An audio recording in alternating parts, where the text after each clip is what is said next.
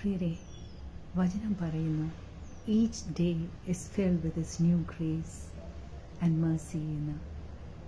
ദൈവത്തിന് എല്ലാ ന്യൂ ബിഗിനിങ്സും താല്പര്യമുള്ള കാര്യമാണ്.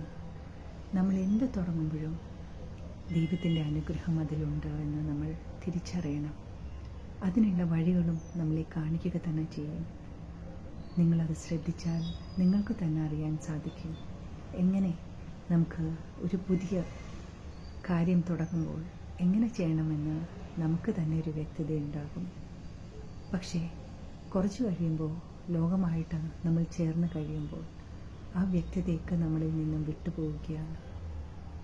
പ്രിയരെ, ലോകത്തെ എന്ത് കാര്യം നിങ്ങൾ ചെയ്യുമ്പോഴും യേശുവില്ലാതെ അതിനൊരർത്ഥവുമില്ല. യേശുവിനെ കൂട്ടുപിടിച്ചു വേണം നമ്മൾ എന്തിലേക്കും കയറുവാനായിട്ട്.